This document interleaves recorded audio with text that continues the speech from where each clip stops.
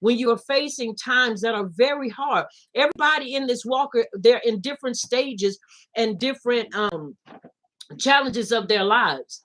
But if you continue to affirm to yourself and you continue to tell yourself, get up and do what you have to do. Be motivated about what you are doing and the purpose behind your motivation. That's what helps you. That's what helps me and helps me to maintain and keep myself moving forward. Are y'all following me? All right. Now, once again, these are our affirmations, and I found them very helpful, and I'll maintain their help because, once again, when you don't feel like doing anything, but you understand, I have to be committed and I have to do what I know the Abba has called me to do. That's when you can continue to look towards those affirmations to help you move forward and to keep pushing so that you can maintain that. All right. Appreciate it. All right, repeat with me. I purpose to develop my ruach. I purpose to develop my ruach. I purpose to walk in the light of Torah. I purpose to walk in the light of Torah. I am Ibram. I am Ibram. I am born again. I am born again. I am Ibram. I am Ibram. I have the life and nature. I have the life and nature of Yahuwah in my ruach. Of Yahuwah in my ruach. That life is. That life is. The Torah of Yasharal. The Torah of Yasharal. I purpose to walk in. I purpose to walk in. In the Torah of life. In the Torah of life. Yahuwah's Torah. Yahuwah's Torah. Yahush. Yahush. Is in me. Is in me. Yahuwah's knowledge. Yahuwah's knowledge. Is in me. Is in me. Yahuwah's ahab. Yahuwah's ahab. Is in me. Is in me. Yahuwah's power. Yahuwah's power. Is in me. Is in me. Yahuwah's wisdom. Yahuwah's wisdom. Is in me. Is in me. He is teaching me. He is teaching me. He is leading me. He is leading me. I am a child of Yahuwah. I am a child of Yahuwah. The Ruach. The Ruach. HaKodesh. HaKodesh. Of Yahuwah in me. Of Yahuwah in me. Is leading me. Is leading. I'll follow her leading. I'll follow her leading. I'll walk in the Torah. I'll walk in the Torah. Yahush. Yahush. Our Mashiach. Our Mashiach. And it is so. And it is so. And it is so. Once again, very important that we maintain our affirmations. All right, let us have another song, please.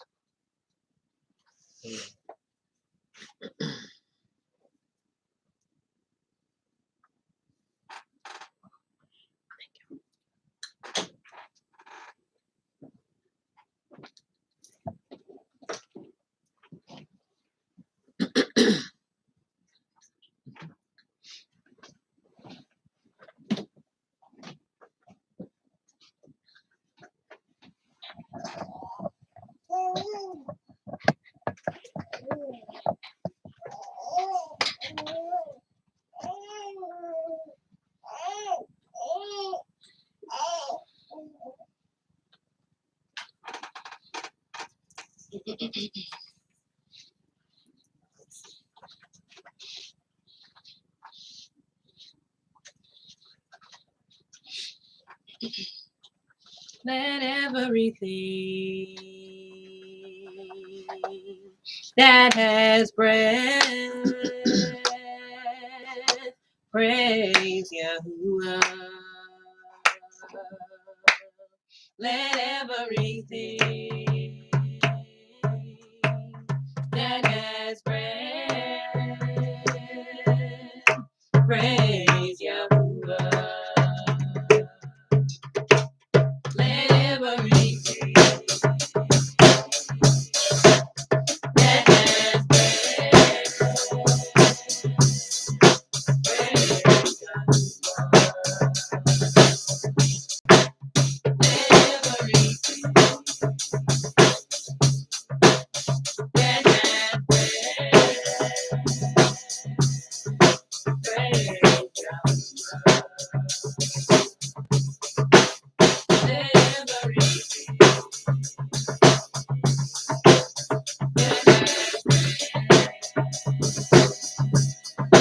praise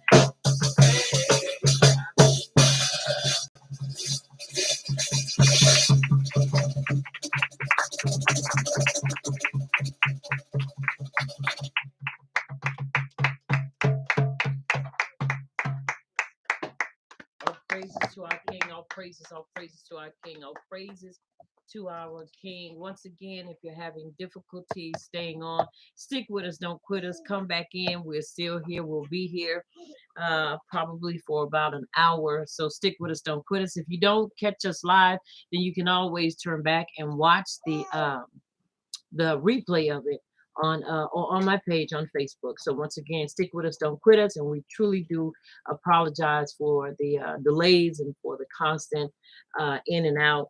Once again, we're having some difficulties with our streaming at this point. So keep praying with us. And it is so. And it is so. All right. Our declaration of healing and shalom during this Sabbath rest, especially for our people. Truly understand we hub you and we appreciate you for your time. We appreciate you for your prayers, and we appreciate you for your words of condolences. We appreciate you for all of that. And we want to, in turn, continue to keep our people up in prayer. All right. Repeat with me. Abba Yahuwah. Abba Yahuwah. In the name of Yahush. In the name of Yahush. Our Mashiach. Our Mashiach. We subdue ignorance. We subdue ignorance. With Torah knowledge. With Torah knowledge. And through this knowledge. And through this knowledge. Of Torah truth. Of Torah truth. We claim healing. We claim healing. Shalom. Shalom. Deliverance. Deliverance. And salvation. And salvation. We decree. We decree. Torah truth. Torah truth. In the lives. In the lives. Of your people. Of your people. Our people. Our people. Yasharal. Yasharal. We unite. We unite. Not to fight. Not to fight. Not to fight. Not to fight. Not to fight. Not to fight. Each other. Each other. Each other. Each other. Each other. Each other. Each other. Each other. But the enemy. But the enemy. Of our belief. Of our belief. And it is so. And it is so. And it is so. We don't unite to sabotage and to fight one another. Come And on. it is so. And it is so. All right. Let us bow together before our King.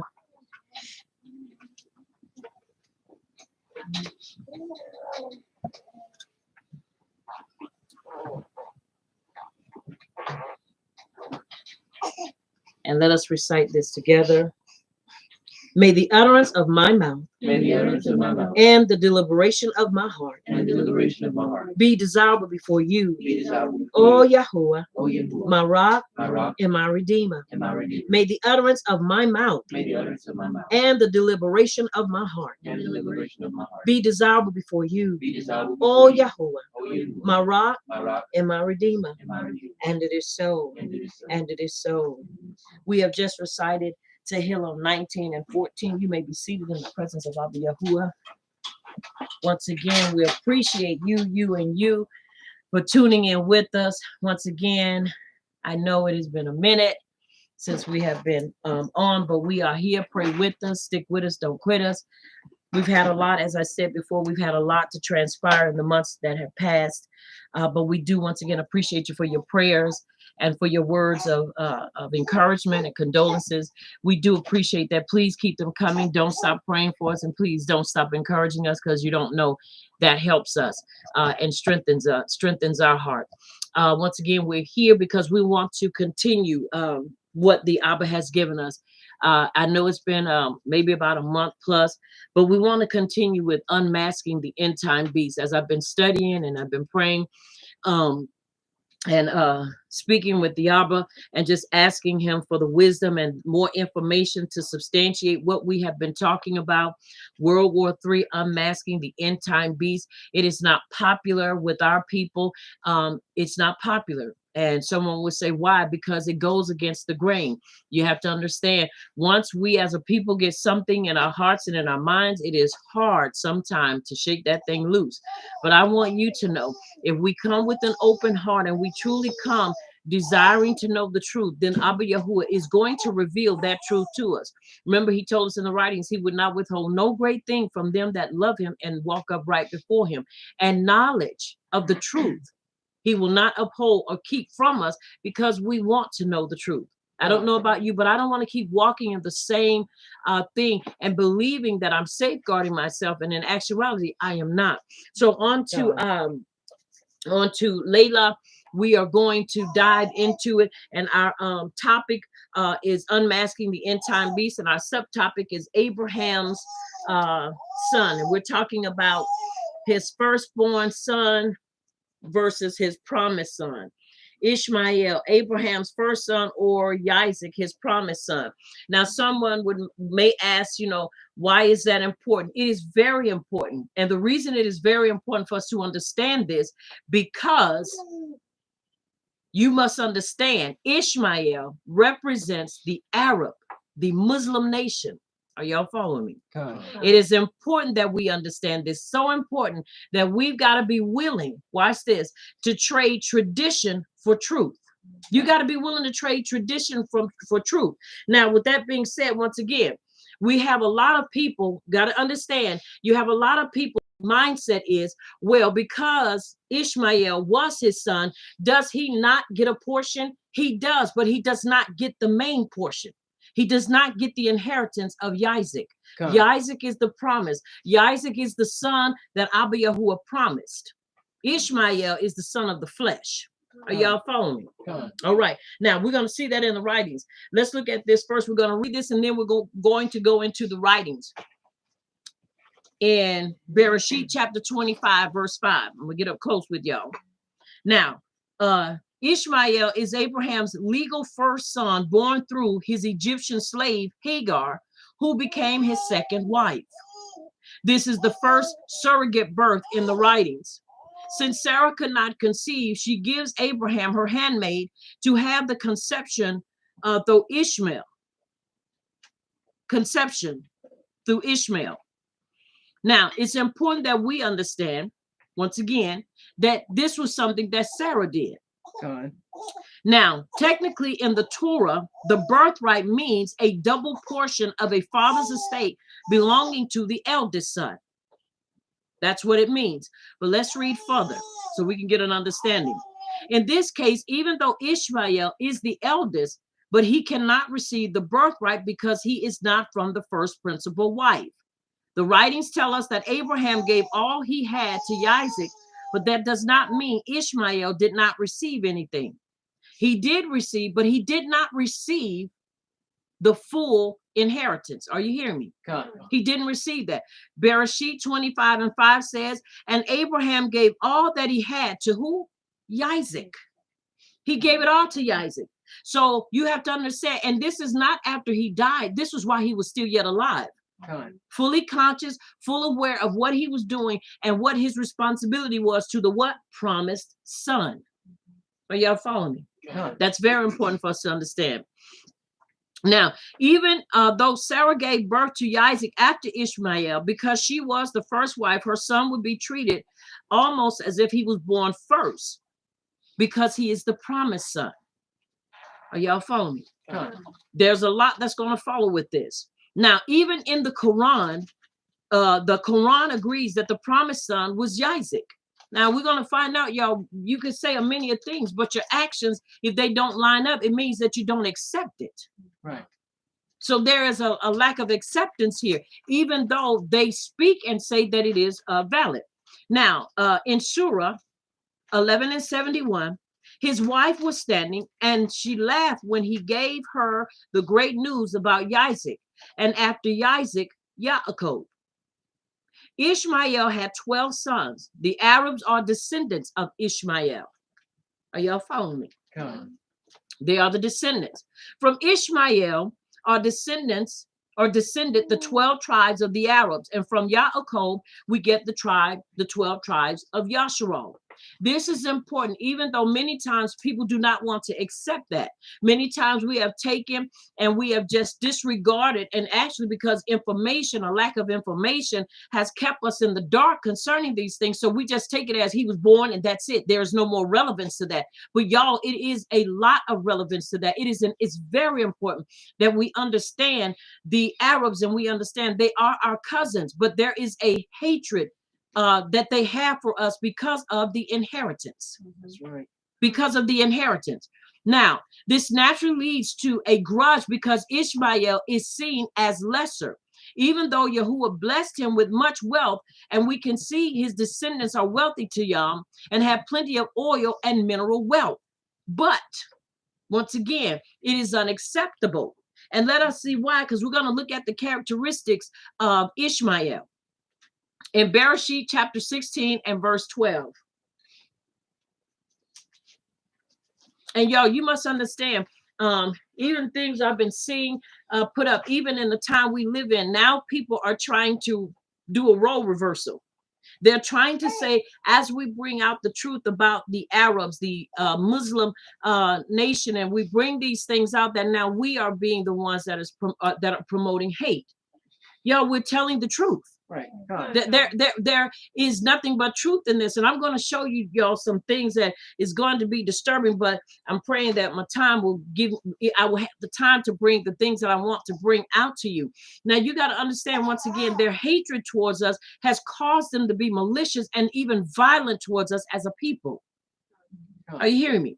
I saw a post where it had put up where they're saying, people are trying to say that we are these malicious people and that we do all of this, and it's not so. Y'all, it is so. If you are a Quran believing Muslim, then you have to follow everything that's in that Quran. And I'm not talking about the abrogated. I'm not talking about the one, the one that has been revised, which you cannot revise the Quran, because if you revise it, then you do not follow in the path of Muhammad.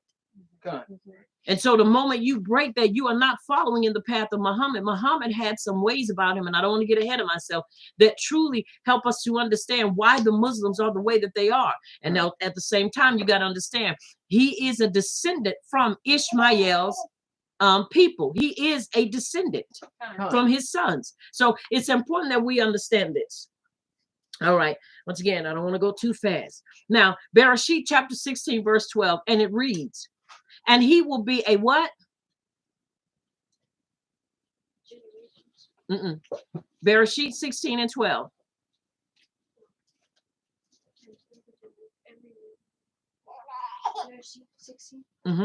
Genesis 16 and 12. And he will be a wild man. His hand will be against how many men? Every man. Every man. And every man's hand against him. And he shall dwell in the presence of all his brethren.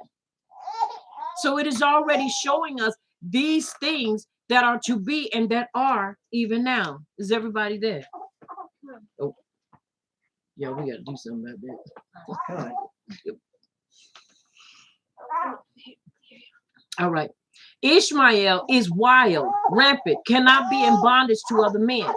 The Assyrians, Medes, Persians, and Romans failed to tame his descendants.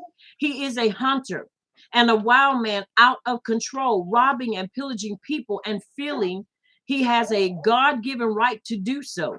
This prophecy is literally true to Yom, as the Arabs are involved in most of the world's conflicts, and his hand is against every man and every man's hand against him. The Muslims are involved in at least 25 out of 30 ongoing conflicts in the world today, indirectly funded by the Arabs. Are y'all hearing me? Y'all, it is important, once again, that we dare not hide our heads in the sand concerning these things. Let me tell y'all something.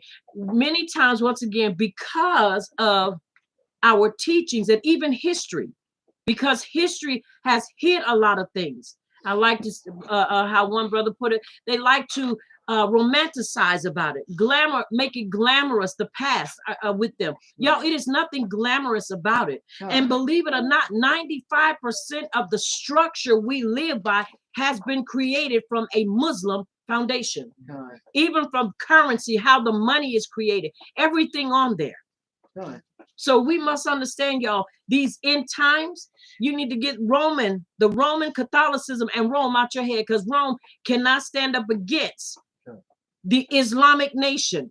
That's right. And history will always prove it. Facts change, but truth remains the same. Always. All right. Now, once again, they are wild. He's a wild man. His descendants are wild. No one can stand against them, and no one can stand up to them. Okay. Now, the text in Bereshit chapter 16 shows us that Ishmaelites, the Arabs, would be of a quarrelsome, warlike nature, wild, continually in hostility with their neighbors, and in contentious defense of themselves. We see this prophecy literally fulfilled with Yashar.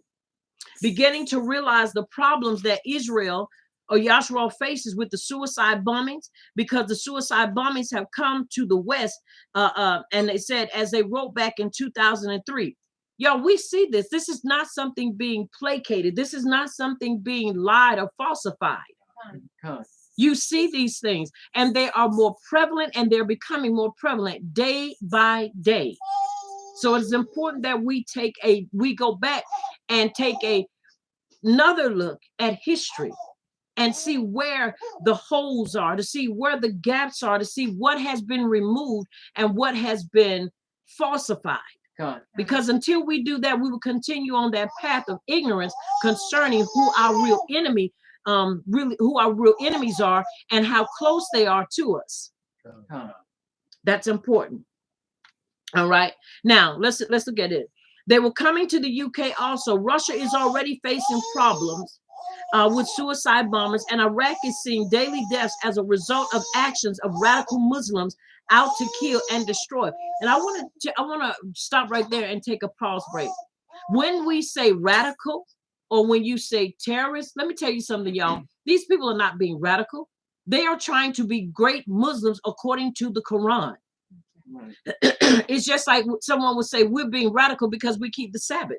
We're being radical because we keep the feast. No, we are doing it because we want to be considered righteous in Abba Yahuwah's heart and his mind and in his eyes because of our deeds.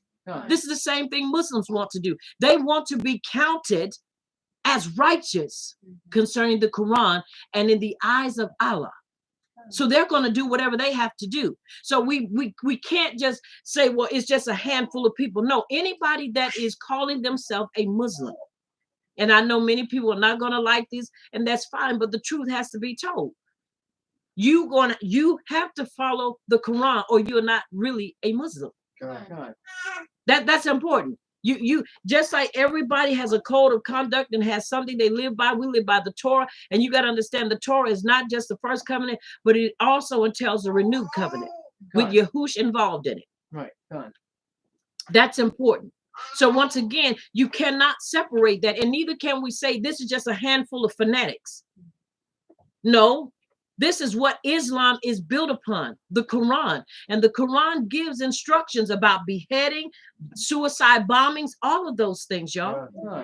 So we can't dismiss that. And the reason we become so, lighthearted about it is because history has done us a disservice. When it comes to dealing with the Islamic nation and their ways. They have sugarcoated it. They've sugarcoated it. And I'm going to show you, once again, I got a couple of things I want to read to you once we come through this to show you, y'all, this is real. And you cannot, but for so long, suppress the true history. Just like in the movie Jurassic Park, when Jeff Goldblum said, life will always find a way. Life will always find a way. Watch this. Truth will always find a way to come to the surface. You cannot hide it, but for so long. And it is so. It is so. Now, okay, as we continue to read. Recently, the riots in France that have continued for several days have been labeled by some as the Intifada against France, where over 1,300 cars and several buildings have been burnt and many police injured. Which European city is next? Behind all of this violence are not simple demographics, poverty, or lack of opportunity, as these do play a part, but more accurately and bluntly, radical Islam is playing a major part. Once again, these are your Islamic people, and their mindset is we are sold out, and whatever it takes for us to do to prove that to Allah and to Muhammad, we're going to do so. Yes, Muhammad is no more around, but you have to understand their dedication to this way of life supersedes a whole lot of those of us that say we are walking in truth. These people willing to put a bomb in themselves and go blow stuff up. Are y'all following me? Abba Yahuwah does not require that of us. He doesn't require us to die for him. He requires us to live for him. How you gonna die for him if you can't even stand up and live for him? Right. That's important. Now, But our politically correct news, watch this, and this is not the first time I saw this. I'm going to read you again an article that's going to say the same thing about the politically correct news people and politicians cannot utter this truth due to the need for sensitivities.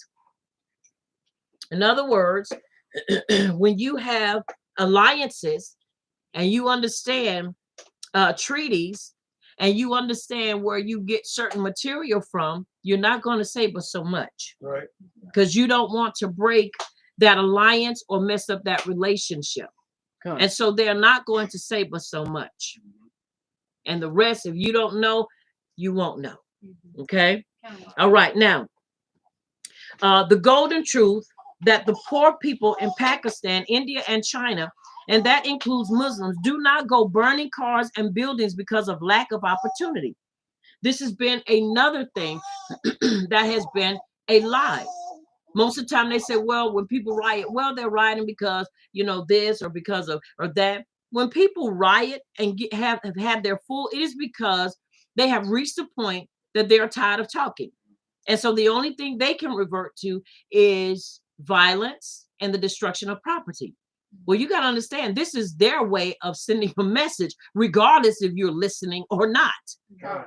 This is just one of their, what you call it, MOs. This is just what they do. Right. Because their whole purpose and goal is to prove to Allah that they are dedicated and sold out to the cause. Okay? Now, the rhetoric of poverty and deprivation is a failure to recognize the underlying ideology that is at play here. The West does indeed need to deal with radical Islam, but in the meantime, radical Islam is dealing with the West. Unless, listen at this, we are prepared to deal with radical Muslims and so-called terrorists, we will continue to suffer. Understand what they call terrorists. These are nothing more, once again, than Muslims proving a point that they are going to serve Allah and they're going to do whatever is necessary to show the world that they are sold out and dedicated to their cause. They're going to do it. It's important that we understand that. Excuse me. In fact, when you talk about the homeless and poor people, in fact, the poor people are the least likely people to do this, as they know that they have families struggling. And if just one person in that family, who usually is the breadwinner, is incarcerated, it does not help in the poverty cycle. When they care, you know, you hear about people, well, they're in the projects and all they do is steal and do this. Yeah, but their whole mindset for those that do steal in the projects, they're like, we can't get caught. Because if we get caught, then guess what? We can no longer help our family. You know, so it's important that we understand, once again, what they do is based upon a purpose that they wholeheartedly believe in. And that's what they're going to continue to do, period.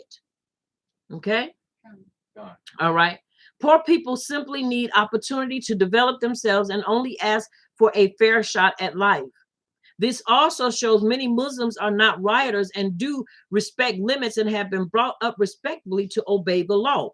But when it comes to obeying the Quran and its decrees, then lines become very blurred, because some Muslims follow it to the letter, while others do not. While others do not, many follow it to the letter. Now, someone would say, but you don't understand. I know some cool Muslims. They're cool until they are challenged with having to fulfill those mandates in the Quran. Right. See, because you got to understand something. Many times people get into it, and I'm going to show you why, either because of a lack of economical empowerment, wealth, or forced. And when those things happen, many times people just go with the flow and feel like, well, hey, this is what it is, and this is what I have to do to survive. And you got to understand, though, if that's where you are drawing your wealth and your strength from, that calling card is coming. And you're going to have to live by that, or you're going to die by it. You don't hear me? Either you're going to follow the mandate or you're going to die by it. There is no in between. Are y'all hearing me? There is no in between. And so we have to understand that this is the lifestyle. And I know many times say, but you don't know, I got friends that are Muslims. Are they your friends? And for how long are they your friends? Right. Mm. All right.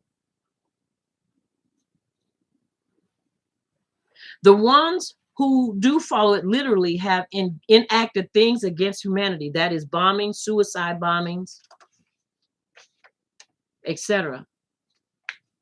But you have to remember, they are trying to be good Muslims. That's the whole purpose of what they do. So you have to understand, this is not somebody being forced to do this. They willingly do it. Right. You know, you see the movies where they're like, they have to, and then there are some you watch, they be like, no, this is what I do. What was it? Traitor, I think it was, with Don Cheadle. That is a great movie to watch, y'all. Because you have one who believes that he is doing right, and then you have the other that believes he's doing right, and both of them are wrong. Both of them are wrong. You know, one Muslim is trying to uphold that they have to get rid of all the infidels, and the other is saying, but we don't have to because we can't look at everybody like that. Y'all, you got to understand something. People are going to have their opinions, but until you get into it and read what it says, then you yourself don't fully understand. And if you watch the movie, Don Cheadle was a detective, but he was a Muslim. And his whole thing was to bring down this sleeper group, the same group that supposedly had killed his father. If you hadn't seen it, I don't want to give it away, but I do want you, if you get a chance, go watch it. Because in the end, no matter what he tried to convince the other brother, Muslim brother, we don't have to do this. He was dead serious. We have to. Because unless we strike the infidels in their heart to make them realize and understand that they are infidels and we have the power and this is who we are, they will never learn and listen. And yet we think, oh, that's just a movie. They're just dramatizing this, and they're just, blowing it up, making it be what it's not. Yo, this is what it really is. This is what it really is. And they have no problem dying for their cause. Right. No problem whatsoever. Are y'all hearing me? And unless the Muslim authorities can reform, listen at this, the Quran, and they cannot. The problem is difficult to resolve. They can't resolve the Quran. I don't care how many times they take out of it. You cannot change it. God. You never can. And the ones that call themselves doing it, they're just going to be considered infidels as well. And they're going to lose their lives if they don't open up their eyes and get out of it. Right. Excuse me. The top Islamic universities like Al-Azhar in Egypt have qualified suicide bombings as appropriate in order to defeat the enemy who does not bow to Islam. So how is it possible that peace could be ever be achieved between Muslim and non-Muslim nations if you have them teaching suicide bombings and that this is the only way we can strike the infidels in the heart? How you gonna sit there and have a cordial conversation and say this is what needs to be done with a truly sold-out Muslim? Right. Are y'all hearing me? Right. You can't do it. That's just like those of us that's walking in truth and know we're Hebrews. We will not sit there and say we're going to make a peace treaty because it's not within our means to do so. God. We can't do that. If Abba Yahuwah didn't do it, who are we to try to bring them in or let them bring us in and say we're going to work together and we're going to unify? Y'all, it will never be done.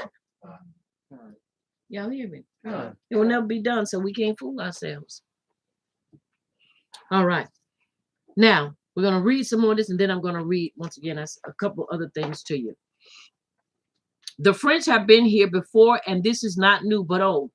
Maybe they have forgotten their hero, Charles, in the year 732 CE during October. This is when Islam was on the march to conquer Europe, and in October 732 CE, the Moorish general Abdul Rahman and his army were within the reach of both Paris and England. If they had defeated the Frankish forces at Saint Martin of Tours, if they had defeated the forces at Saint Martin's of Tours. Now, you remember the Battle of Tours or Poitiers? Here is where radical Islam put itself to the test against the Frankish forces, and unlike Spain and other places. This force not only held its ground, but also gave the Islamic army a humiliating defeat. They killed its commander, Abdul Rahman, and routed the army back to where it came from, never to return again.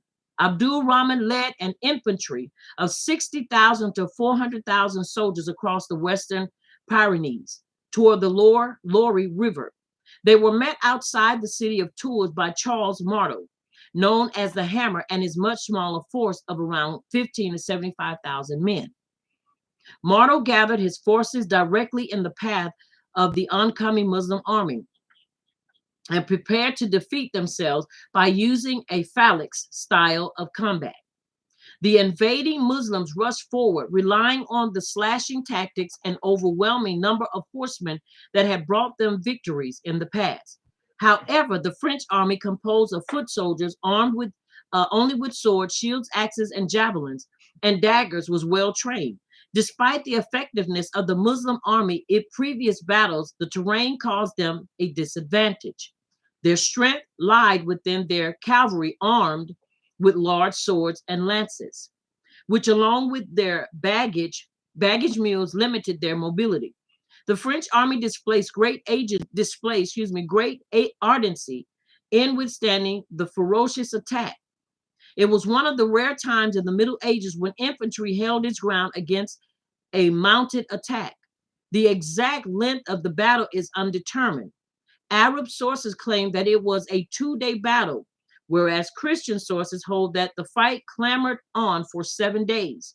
In either case, the battle ended with the French captured and killed Abdul Rahman. The Muslim army withdrew peacefully overnight, and even though Marteau expected a surprise retaliation, there was none. For the Muslims, the death of their leader caused a sharp setback, and they had no choice but to retreat back across the Pyrenees, never to return again. Whether we like it or not, radical Islam is delivering blows to Europe and is beginning to hurt. Now that was then, y'all. Now think about now. Even though people don't want to talk about it, you hear about suicide bombers, but if you notice, it's just suicide bombers. They don't really ever want to put a name or a title to it. Right. Who did it and why?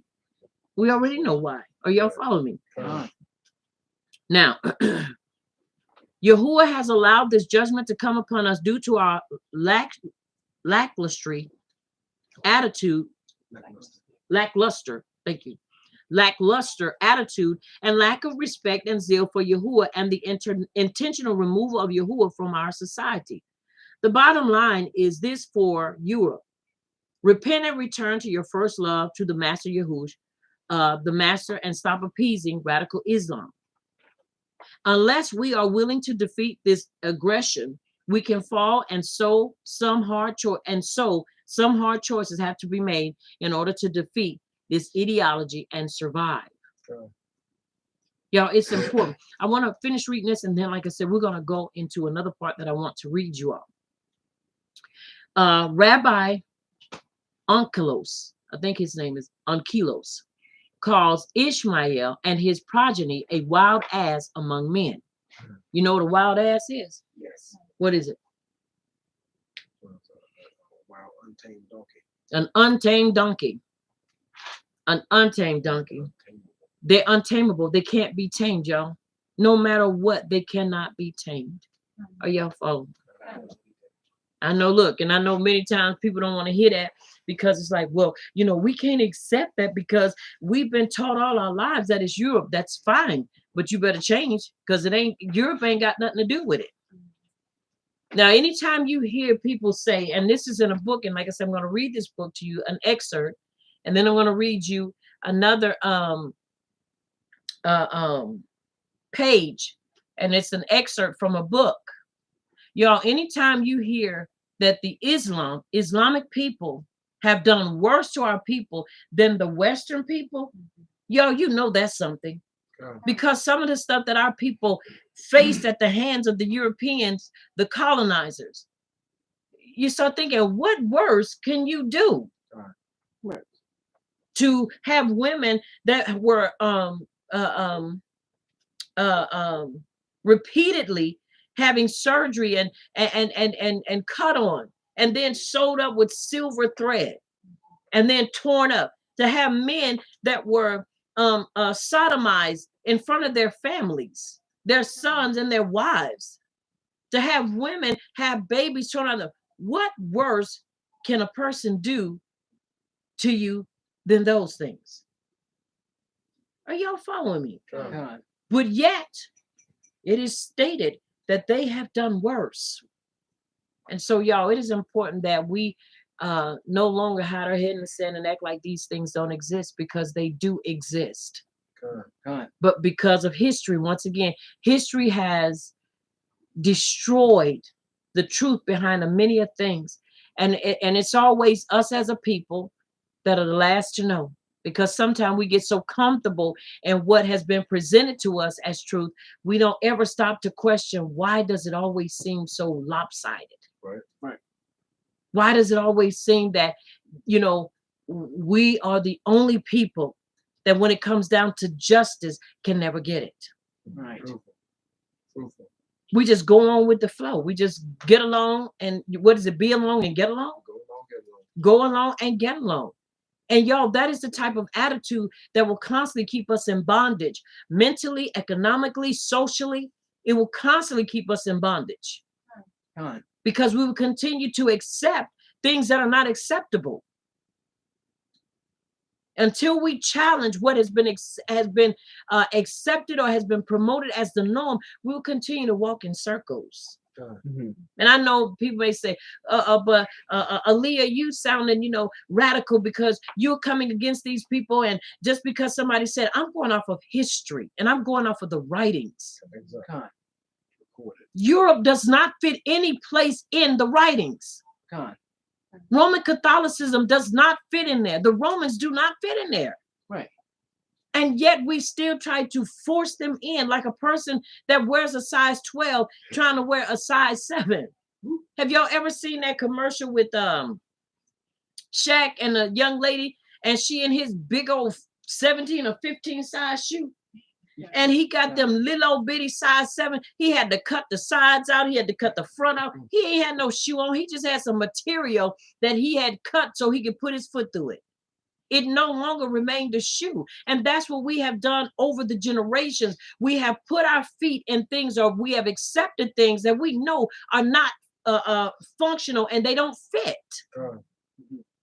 But because it's been acceptable, we just pass it a raggedy shoe down and keep passing it down and then accept everybody to walk in it.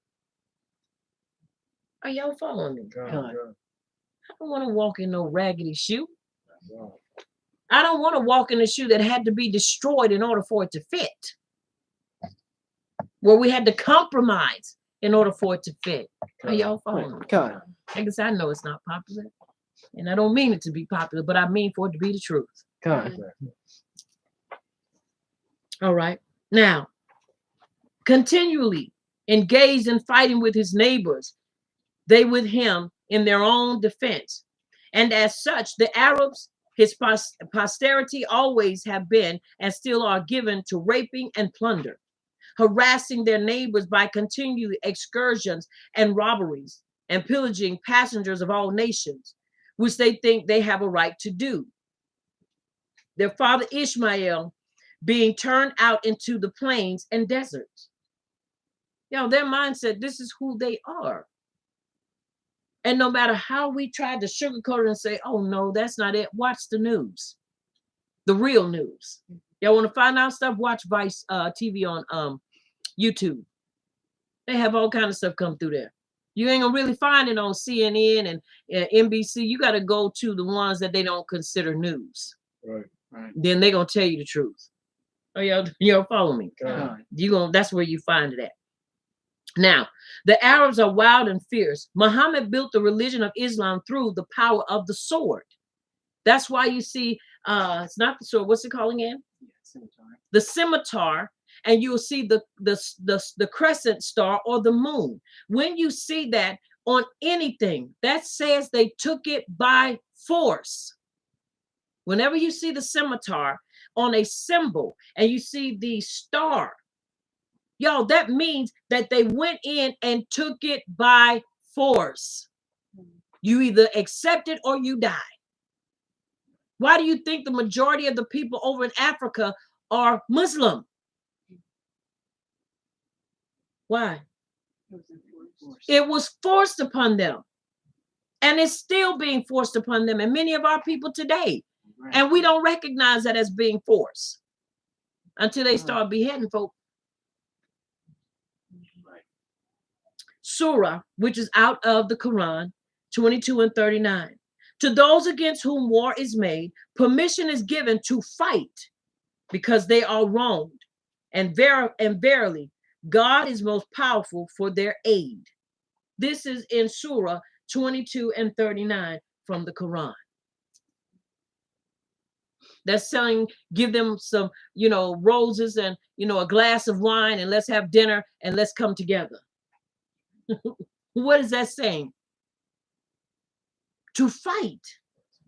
Smoke them, y'all. But I'm going to show you some stuff that's going to really, have you thinking, because I'm here to provoke you to think. I want to provoke you to pray. I'm here to provoke you to look at the truth and not what has been presented as the truth.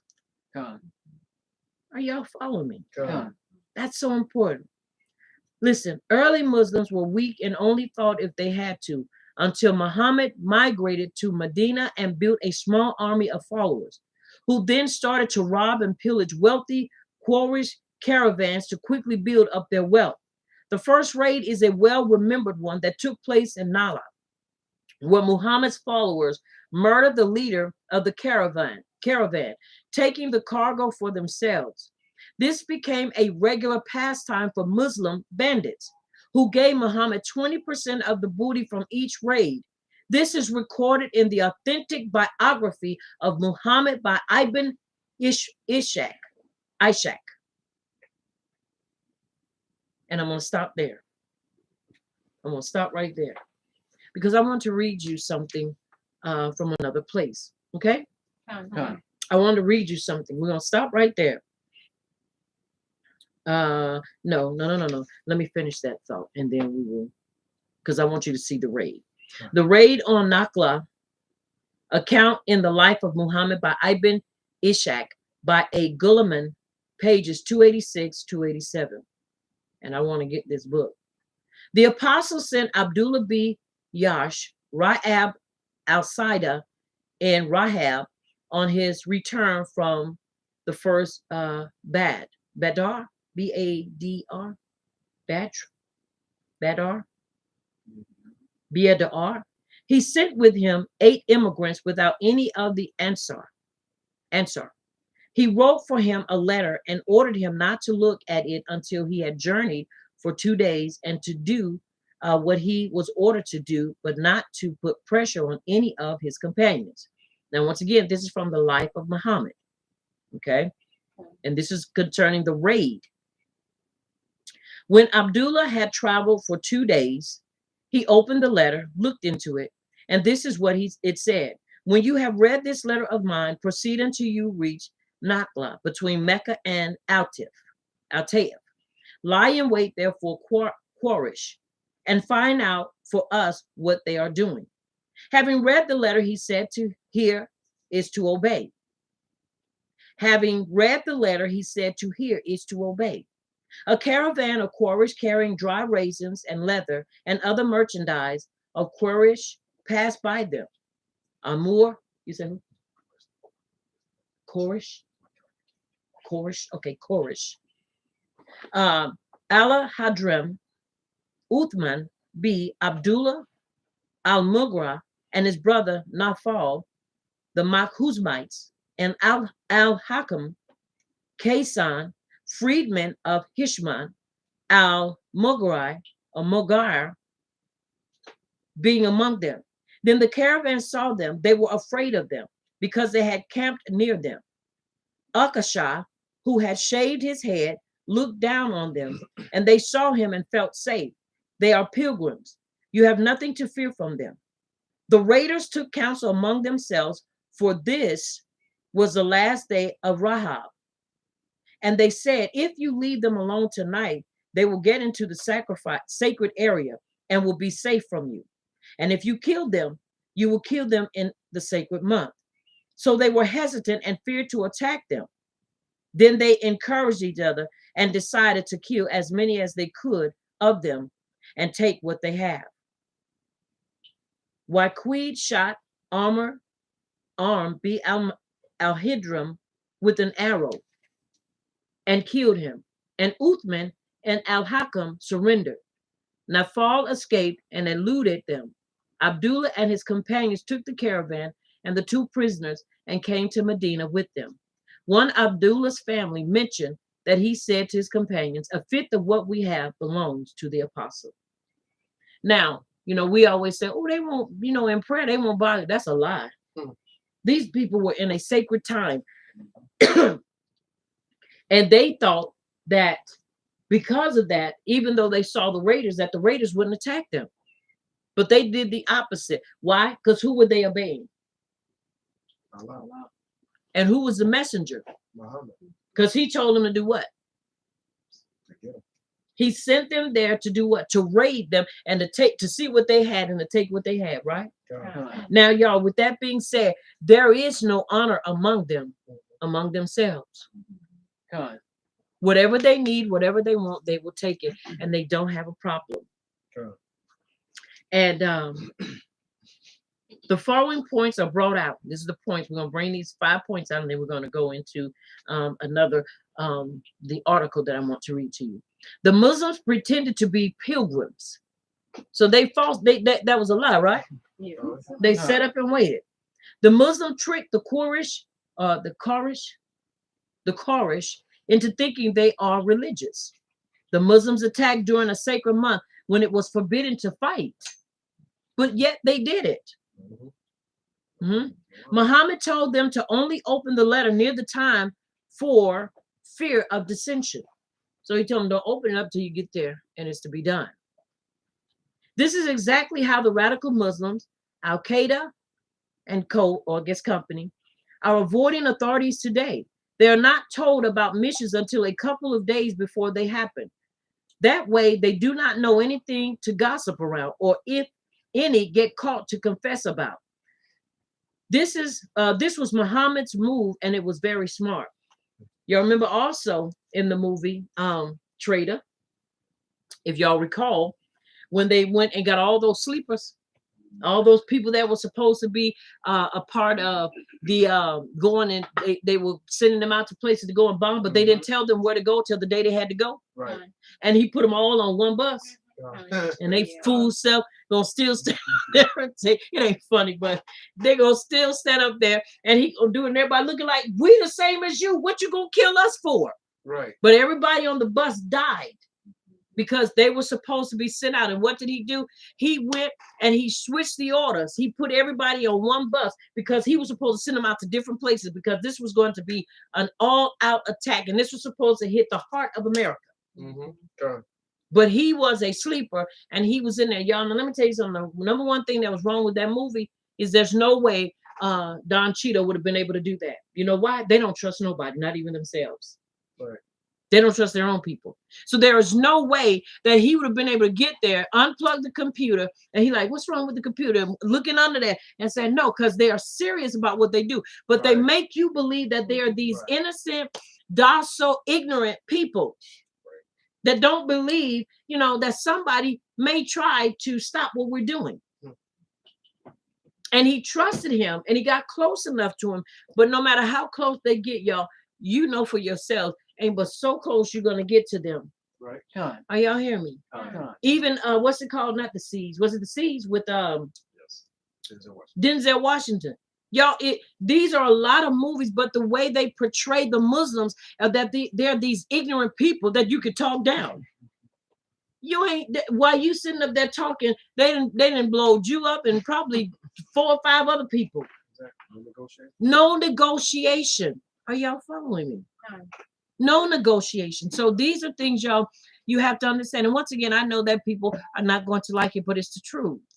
It is the truth. And it is the truth that we must be exposed to if we're going to protect ourselves and know how to handle the things that are happening and that are going to start happening. God. And it is so. And it is so. All right. Y'all hear me? God. All right.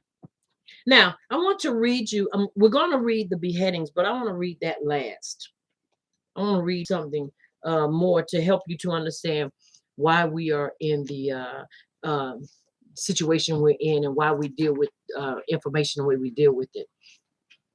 The brother's name is John Elimbila Azuma, and it is the legacy of Arab Islam in Africa, a quest for interreligious dialogue. Now, at first, you start thinking dialogue. Why do you want to talk to them? But the more I haven't read. I just want to read to you from the preface. From the preface. And this, I had saw this book. Oh wow, some years ago, on Google Plus. Isn't it Google Plus? That's not Google Plus. What was it?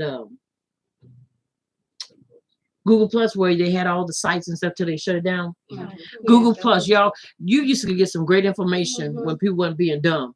On there, but it was a brother on there and he was exposing a lot of stuff, and he put the book up, and I was going through cleaning out my just cleaning out pictures and stuff, and I had snapshotted this because I said I wanted to get the book. So finally I was able to get the book, and it's the legacy of Arab Islam in Africa. Many times we don't look at these things because we just automatically think they were already there. Are y'all hearing me? Good. They were not. All right, I'm going to start here, and I'm not going to read it from the beginning, but I'm going to read this, and I pray that this gives you enough to understand why we are in the state we're in, and why history is the way it is. Okay? All right. Western society, which has led and continues to lead many Westerners to Islam as an alternative. Once again, you see many of our people here that are turning to Islam because they feel like it is the next best thing, or it is the first best thing or way of life. They don't want to go into Christianity, and many of them don't want to accept being a Hebrew because they want to say that, a white man created this and all kind of other stuff. Once again, because they've been brainwashed, so they don't want to accept that. And truthfully, many are not Hebrew. We can't make everybody that's of color. And I don't want to use the word black because we're not black, but you can't make everybody that is heavy melanated Hebrew. You can't do that because it does not work. Okay. So the temptation in such situation is to look for or invent something with which to judge the failings of Western society. Not a few Western Islamists in the post-colonial era have ended up converting to Islam. Whatever the reason and motives for this tendency, it is my conviction that the present idolization of Islamic traditions and history is just as detrimental to Christian-Muslim dialogue at local, national, regional, and international levels as the past demonization. It is right to insist that we should desist from using modern standards as measuring rods and passing judgments on past generations. But it is equally vital that we do not allow modern sensibility. Remember, we were talking about that. That the media won't do it because of what? Sensitivities. Sensibilities to lead us into calling spades big spoons or covering up and denying what past generations took pride in. But unfortunately, this is precisely what lies at the root of post-colonial Western liberal discourse on Islam. The bug of political correctness that has infected a large section of post-colonial Western society has in no small way vitiated a significant section of postmodern Western discourse on Islam. Hence, in the study of Islam in the West, the dominant convention is that a critical approach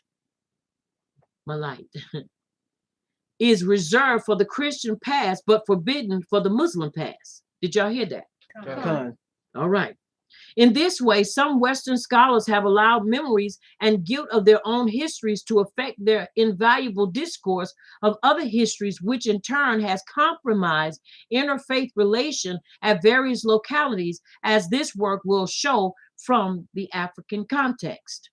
Now, y'all know they got this law passed, or trying to pass this law to where, what's it called? The something theory, slavery theory, or race theory. Race theory, critical race theory. to where if you get to talking about the things that they did, colonizers and the Westerners did to us as a people, that you can go to jail by talking about it because they don't want to be reminded. But you got to understand something. They don't want to be reminded, and they definitely don't want you to know the history of anybody else because they have messed it up when it comes to us as a people. All right. Now, the focus on particular versions of the Muslim evidence with little or no regard to the diversity of Muslim opinion and the non-Muslim point of view is the approach that has dominated post-colonial discourse on Islam in sub-Saharan Africa. Commenting on the study of Islam in West Africa, David Robinson observes that the different Islamic realities and their validity have not been appreciated in the historical literature. Did y'all just hear what I read? Now, you know that sounds absurd, right? For those of us that know this. But this is what scholars have been putting out there. So, of course, they're not going to put the ugly out there. They're just going to put what they want, and they're going to, try to cover it up. Robinson goes on to point out features that distort the appreciation of the variety of Islamic practice and belief in West Africa. First, the literature has been dominated by an Orientalist approach, in which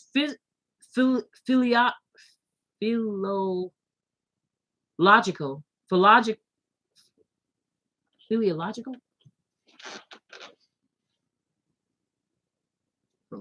philological, thank you, and theological training are paramount. The commentator typically knows Arabic in order to read the relevant indigenous literature. His task as he moves from the center of the Islamic world to a peripheral, such as West Africa, is to discern and recount the spread of Islam, and especially of Islamic orthodoxy, to the point where the peripheral region can be classed as a Dar al-Islam, the abode of Islam. In Robinson's view, the Orientalist bias is further strengthened as the commentators limited themselves, especially to the legitimating documents of those who shared their belief that the essential story in the progression of Islam and Islamic orthodoxy. The best case in point is the primary documentation created by the founders of the Sokoto Caliphate of northern Nigeria, and the secondary reinforcement created in the last 30 years by Islamists on the basis of the primary material. The result is a very strong received tradition, which makes it more difficult to reconstruct the history of religious practice in the late 18th and early 19th century. Hazeland emphasis.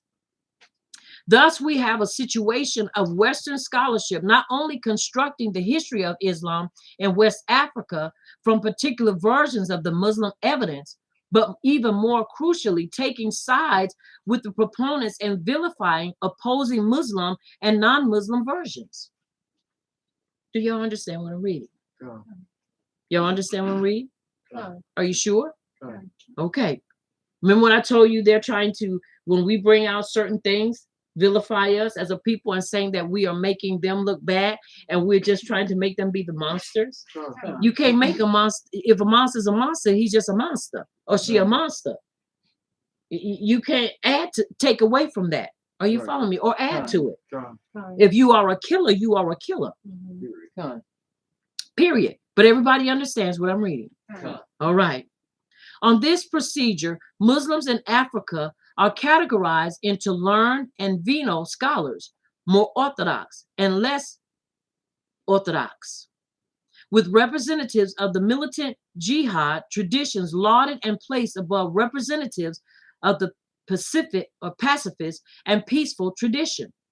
The net result is a romantic picture of the history of Islam, avoiding and sometimes denying such issues as the jihadist slaughter and massive enslavement of traditional African beliefs or believers.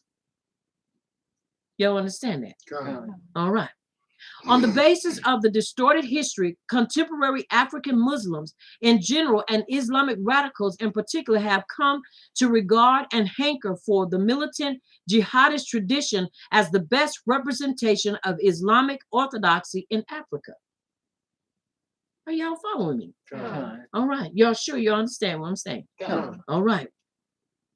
Most African Muslims have even gone a step further by blaming Africa's social, political, economic, and moral problems on Christian imperialism and recommended the adoption, if not imposition, of Arab Islam as the solution.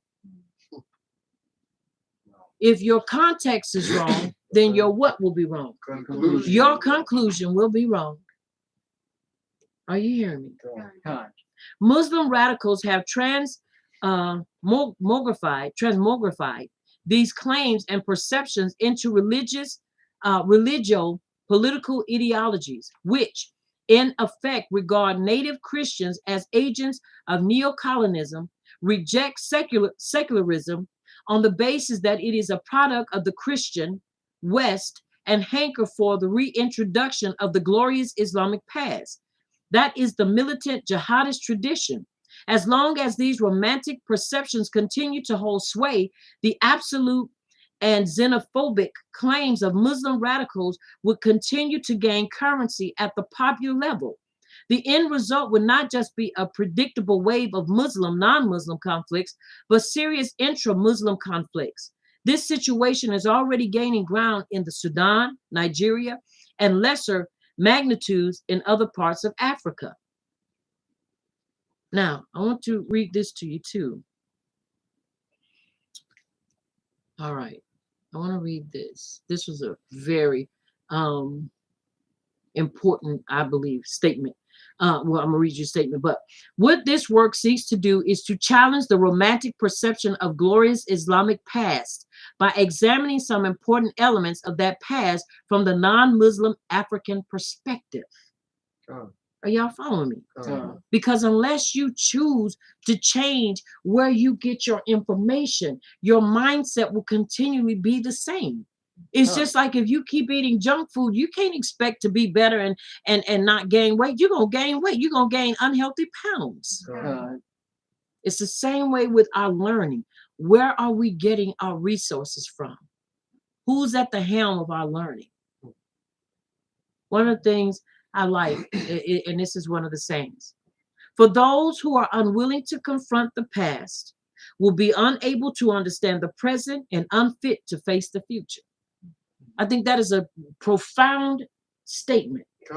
I'm going to say it again.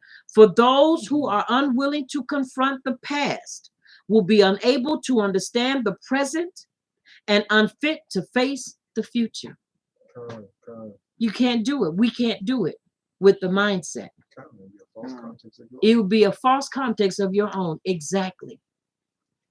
Once again, I read that from there. Now, I want to read this to you that I had for a minute, and I was going through my tablet, trying to clear it out and just look at some things, and I came across this, and I read it, and it just really just blew my mind. And the topic is beheadings. Now, someone may think that's kind of gross or that's really strong, but you have to understand and realize and recognize who and what we are up against and will be up against in the here and now and in the future. You know, it's just like going into a fight. Tommy Davis put it in a manner that was comical. He said, you know, you think when you're going into a fight, it's going to be you hit, I hit, you hit, I hit. You ain't in no, look, you ain't in no refereed boxing ring. That's TV fighting. This is fighting without rules of engagement. There are no rules of engagement. And no, I'm not promoting hatred, but I am promoting the truth. That to a person that is ill-informed and don't understand, it would seem like, well, you are teaching and preaching hate. No, I'm not. I am bringing to you what others will not bring to you. Are you hearing me? Because of fear. No, you cannot. We have to deal with this in the manner that we're supposed to. We have to. All right, let me go in here in my files. Let me pull this up. And you're going to hear some of the same things that I said. You're going to hear them again in this excerpt. Because people have come to understand You cannot romanticize this, and you can't glamorize it, because if you do, you're going to have a lot of people misled, and people are going to get hurt. And that's the thing, y'all. We don't want our people to get hurt. We already know what we are up against. And so it is important to truly know more about the people we are up against. Many times, like I said, they're not going to show these things, and they're not going to share with you certain things on TV because of political and certain positions and certain covenants that have been created. So they're not going to say certain things. Certain things they're going to be quiet about. Sure. And because we here in America, we have more Muslims here than we've had before, and more that are coming forth to their belief and how they believe, because they wanted you to believe in the past that the Muslims were the victims. Right. They're not no victims. Are y'all hearing me? They're not the victims. Yeah, but that's what they want you to believe. They're not no victims, y'all. All right, just give me a few more seconds, and I will have it for you. And these were things that I had, like I say, downloaded a couple of years ago, maybe longer. I think it should be on. Come on now, I'm trip. Where is my?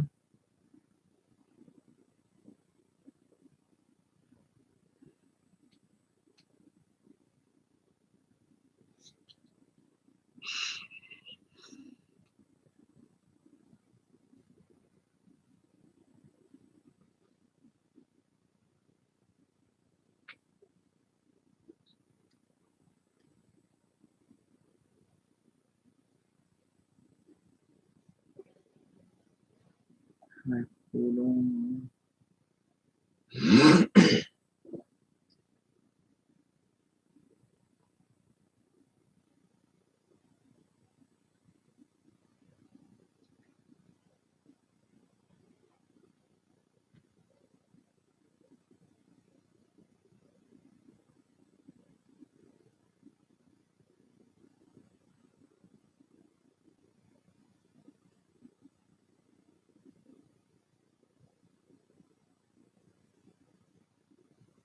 All right, stick with me. Don't quit me, y'all. I'm still looking for it. You know, when you're looking for something, you be looking for it so fast you can pass over it 100 times. Yeah.